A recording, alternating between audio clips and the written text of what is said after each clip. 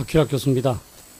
지난번 유튜브에서 사회 정의를 위한 전국 교수 모임, 즉 정교모의 일원으로서 거짓과 진실을 규명하려는 정교모 노력의 일환으로서 북한의 핵무기 포기라는 전략적 결단을 내렸다는 말이 거짓임을 설명드렸습니다. 이번에는 전쟁은 없다라는 문재인 대통령의 말을 검증해 보겠습니다. 이 말은 검증할 필요가 없을 정도로 명백한 거짓이지만 그래도 시청자 여러분들께서 확신을 갖도록 설명하는 것이 필요하다고 생각해서 제가 지금까지 배운 이론과 경험을 동원해서 입증해 보고자 합니다. 이 말이 현 정부의 대북인식 근본을 형성하고 상상하기 어렵지만 이 말을 믿는 사람도 적지 않으며 이로 인해서 현재 한국은 북한에 의하여 공산화 되어가고 있다고 생각하기 때문입니다.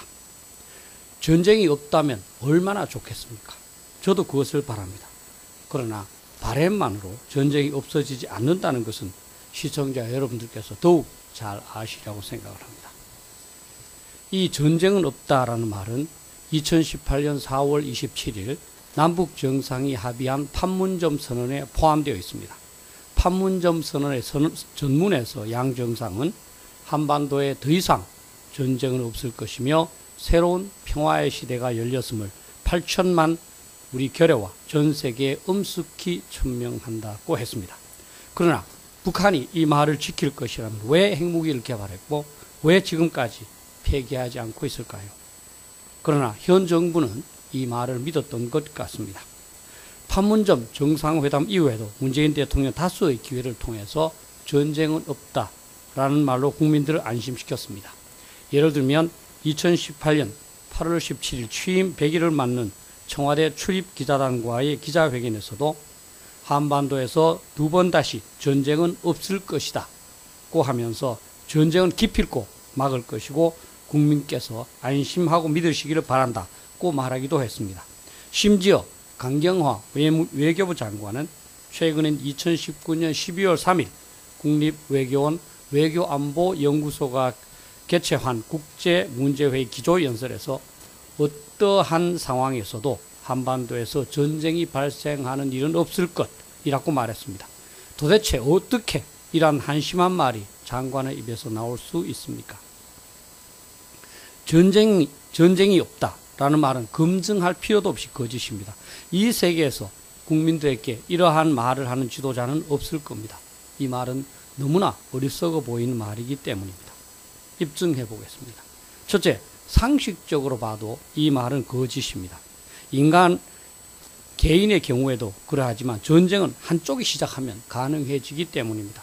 평화는 양측이 합의해야만 가능합니다.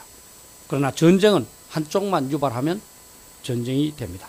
아무리 남한이 전쟁을 하지 않겠다고 해도 북한이 전쟁을 하겠다면 전쟁은 불가피합니다. 북한이 전쟁을 유발할 때 전쟁을 하지 않겠다면 항복하는 수밖에 없습니다. 설마 항복하더라도 전쟁은 하지 않겠다라는 말이 아니라면 대통령의 전쟁은 없다라는 말은 거짓이고 국가의 지도자가 공식적으로 할 말은 아닙니다. 그 말은 항복하겠다는 마음을 먹은 사람 이외에는 할 수 없는 말이기 때문입니다. 둘째, 이론적으로 봐도 전쟁은 없다라는 대통령의 말은 거짓입니다. 순진하게 보면 이 말은 북한이 전쟁을 일으키지 않을 것이라고 믿는다는 것이지만 그것을 어떻게 믿겠습니까? 대부분의 전쟁은 평화를 약속하여 기만한 후에 발생하였습니다. 북한이 경제력이 미흡하여 전쟁을 일으키지 못한다고 하지만 북한의 생각은 다를 수 있습니다. 역사적으로 대부분의 전쟁은 가난한 나라가 부유한 나라를 공격하기 위한 수단이었습니다. 또한 스토에싱어라는 학자는 전쟁 원인론이라는 책을 통해서 최근에 전쟁 원인을 분석한 후 전쟁의 대부분은 합리적인 계산이 아니라 서로의 오해 또는 오인식에 의하여 비롯되었다고 합니다. 그리고 스타인이라는 학자는 어느 일방이 유화적이고 평화 애호국일수록 다른 일방이 전쟁을 발발할 가능성은 높아진다고 했습니다. 저명한 국제정치학자인 모겐소는 핵 보유국에 대하여 비핵 보유국은 항복을 하든가 아니면 핵 공격을 받아서 초토화될 수밖에 없다면서 핵 보유 국가, 비핵 국가의 평화공존 자체를 어렵다고 보고 있습니다. 전쟁은 언제나 어떤 상황에서도 발생할 수 있기 때문에 세계 모든 국가는 군대를 보유하고 있고 전쟁을 연구하고 있는 것입니다. 셋째, 북한의 실상도 전쟁은 없다라는 대통령의 말과 맞지 않습니다. 현실적으로도 남북한은 1950년에 있었던 6.25 전쟁의 휴전 상태로 법적으로 보면 지금 또 전쟁 중입니다. 그런데 어떻게 전쟁이 없어집니까? 그리고 북한은 아직도 무력을 통해서라도 한반도를 적화 통일하겠다는 야욕을 포기하지 않고 있습니다. 2010년 개정된 노동당 규약 서문에서도 조선노동당의 당면 목적은 공화국 국방부에서 사회주의 광성대국을 건설하며 전국적 범위에서 민족해방, 인민민주주의 혁명과업을 실천하는 것이라고 명시하고 있습니다. 여기에서 전국적 범위에서 민족해방, 인민민주주의 혁명과업을 완수하겠다는 것이 바로 전 한반도의 공산화 또는 남한에 대한 적화 통일입니다.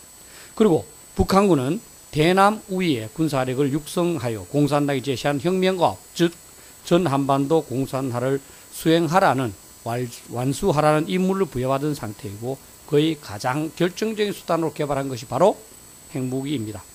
핵무기를 포기하지 않는 것이 바로 공산화 전략을 포기하지 않겠다는 것 아니겠습니까? 북한이 체제 보전 목적으로 핵무기를 개발하였다고 하지만 북한이 그러한 말을 한 적이 없고 북한의 체제는 남한이 없어져야 유지됩니다. 과시하기 위한 목적만으로 북한이 천신만고를 거쳐 핵무기를 만들고 수소폭탄까지 제조했겠습니까? 일각에서는 북한이 미국을 공격할 수 있는 대륙간 탄도탄과 잠수함 발사 탄도탄을 개발하고 있다는 점에서 우리가 아닌 미국을 공격 대상으로 하고 있다고 생각할 수 있습니다. 그러나 북한이 어떻게 세계 최강의 미국과 핵전쟁을 감행하겠다는 마음을 갖겠습니까? 그것은 미국을 협박하여 한반도를 포기하도록 하려는 것이고 이것이 바로 북한이 남한에 대한 적화 통일 의도를 버리지 않고 있다는 반증입니다. 북한은 장거리 미사일로 핵무기를 발사하겠다면서 미국을 위협하여 한국을 포기하도록 만든 후 핵무기를 사용하겠다고 위협하거나 필요시에 부분적으로나 전면적으로 사용하여 한국을 굴복시켜 공산화 통일을 달성하려는 의도입니다. 북한은 이제 곧 이러한 목표가 달성될 수 있다고 믿고 있을 겁니다. 전쟁은 없다라는 대통령의 인식과 아니지 생각만으로 끝난 것이 아니라 오히려 한반도에서 전쟁의 가능성을 높이고 있습니다. 한국이 제대로 대비하지 않음에 따라 북한의 입장에서는 기습 공격으로 한국을 병합할 수 있다는 자신감을 강화하게 되었기 때문입니다. 전쟁은 없다 라면서 현 정부는 북핵에 대한 다양한 억제 및 방어 조치를 강구하지 않았습니다. 이전 정부에서 추진하던 삼축체계, 즉 북한이 핵 공격을 가할 기미가 있으면 이를 사전에 탐지하여 파괴시키는 킬체계, 그래도 북한이 핵미사일로 공격하면 공중에서 이를 파괴시키는 한국형 미사일 방어, 그리고 북한이 핵 공격하겠다고 할 경우 북한 수뇌부는 사살하겠다고 위협하는 한국형 응징보복 등을 제대로 구현하지 않았습니다. 오히려 군으로 하여금 북핵에 대비하는 대신 일본이나 중국을 비롯한 미래의 잠재적 위협에 대비하도록 했습니다. 북한에게 기습 공격하여 점령하라고 신호를 주는 것 같기도 합니다. 전쟁은 없다는 대통령과 현 정부 인사들의 견해는 한미동맹을 경시하면서 한일 관계를 악화시키도록 만들었습니다. 북한과의 전쟁 가능성을 우려했다면 유일한 북핵 억제력인 한미동맹을 어떻게 그렇게 가볍게 보고 한일 관계를 어떻게 이렇게 엉망으로 만들 수 있겠습니까? 그래서 적장의 말을 믿는 사람이 바보라는 말이 있는 겁니다. 그런데 최근 들어서 문재인 대통령은 전쟁은 없다라고 강조하고 있지 않습니다. 2년 정도의 기간이 지나면서 전쟁이 없어지지 않는다는 것을 깨달았기 때문일 겁니다. 문 대통령은 2019년 9월 24일 유엔 총회 연설에서 남북한 관계 관련해서 전쟁 불용, 상호간 안전보장, 공동번영의 세 가지 원칙을 강조하였고 한반도에서 두 번 다시 전쟁의 비극이 있어서는 안 된다고 했습니다. 전쟁은 없다라는 단정에서 전쟁은 없어야 한다라는 당위론으로 복귀한 셈입니다. 그러나 이것은 누구나 할 수 있는 말이고 전쟁이 없어져야 한다고 강조했다고 해서 전쟁이 없어지지는 않습니다.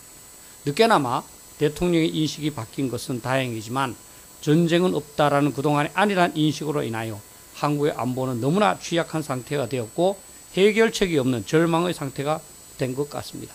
전쟁은 없다라는 인식하에 외교적 노력을 통하여 북한의 핵무기 폐기를 한다면서 2년 이상의 시간을 낭비하였고 그 사이에 북한은 엄청나게 핵전력을 강화했기 때문입니다. 그 결과 현재 북한은 수소폭탄을 포함한 20개 내지 60개의 핵무기를 보유하게 되었고 남한의 어디든 언제나 핵무기로 공격할 수 있는 다양한 첨단 단거리 미사일들을 보유하게 되었으며 대륙간 탄도탄에 근접한 장거리 미사일 능력을 확보하여 미국 본토를 공격하겠다고 위협하여 미국으로 하여금 한반도를 포기하도록 강요할 수 있게 되었습니다. 더욱 중요한 것은 국민들의 안보의식을 극단적으로 무력화시켜서 일부 정치인들이나 지식인들이 국가 안보를 위한 철저한 대비를 강조해도 국민이 받아들이지 않는 상황이 되었습니다. 우파 인사들이 북한에 대한 억제와 방어를 위한 대책을 제안하면 국민들은 전쟁을 하자는 것이냐 라면서 거부하는 상황에 이르렀습니다. 국민 모두가 북한의 선의만 기대하면서 아무런 대비 조치도 강구하지 않는 이상한 상황으로 만들었습니다. 아마 북한이 핵무기 공격으로 위협할 경우 한국은 맞서 싸우기보다는 굴복하자는 의견이 많을 겁니다. 한국이 제대로 대비하지 않은 것을 국민들은 알고 있고 대응할 수단이 없다는 것도 알고 있기 때문입니다. 전쟁은 없다라는 거짓은 북한에 대한 항복의 길로 국민을 이끌고 있는 겁니다. 정말 처절하게 부탁드립니다. 북한이 좋은 분들은 북한으로 가세요. 북한을 좋아하지 않는 사람들에게 북핵에 대비할 수 있는 기회를 주세요.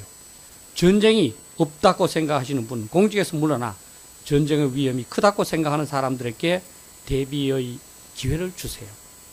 절대로 그렇게 하지 않겠지만 이제 대통령과 현 정부 인사들은 전쟁은 없다라는 말이 얼마나 무책임한 말인지, 그로 인하여 우리의 안보 태세가 얼마나 취약해졌는지를 반성해야 합니다. 그것이 국민에게 한 빈말이었음을 인정하면서 부끄럽게 생각하고 국민에게 사죄해야 합니다. 헌법 제66조 2항에 있는 국가의 독립과 영토의 보전이라는 임무를 제대로 수행하지 못했다는 점을 인정하고 이 가오를 어떻게 시정할 것인지 고민해야 합니다. 당연히 지금이라도 북핵 위협으로부터 국가와 국민을 보호하기 위한 조치를 강구하는데 최선의 노력을 다해야 할 것이고, 만약에 자신이 없다면 철저히 대비하고자 하는 사람들에게 국가의 경영을 인계해야 한다고 봅니다. 결론적으로 볼 때 전쟁은 없다라는 대통령의 말은 완벽한 거짓이고 이로 인하여 한국은 북핵 위협에 거의 무방비 상태가 되었습니다. 문제는 대통령이 사과한다고 하여 지금까지 잘못된 안보 태세가 금방 개선되지 않는다는 겁니다. 한국은 북한의 핵 위협에 굴복해야 하는 코스로 가고 있고 상황 반전의 어떤 희망도 보이지 않습니다. 이러니 어떻게 국민들이 외국으로 이민 가지 않겠습니까? 최근 저와 함께 애국 활동을 열렬하게 하던 제 지인도 아침에 전화를 걸어서 캐나다로 이민 가기로 결정했다고 말하더군요. 저는 붙잡지도 못했고 원망하지도 못했습니다. 저도 시청자 여러분에게 안심할 수 있는 대책을 드리고 싶지만 현재로서는 없다고 솔직하게 말하지 않을 수 없습니다. 다만 우리가 엉망이 된 현 안보 위기를 극복하고자 한다면 그 시작은 내키지 않겠지만 북한이 핵무기를 포기한다 또는 전쟁은 없다는 말이 기만 책임을 알고 그 말을 하는 사람들로 하여금 공직에서 떠나도록 하는 것이라고 봅니다. 참고됐으면 좋겠습니다.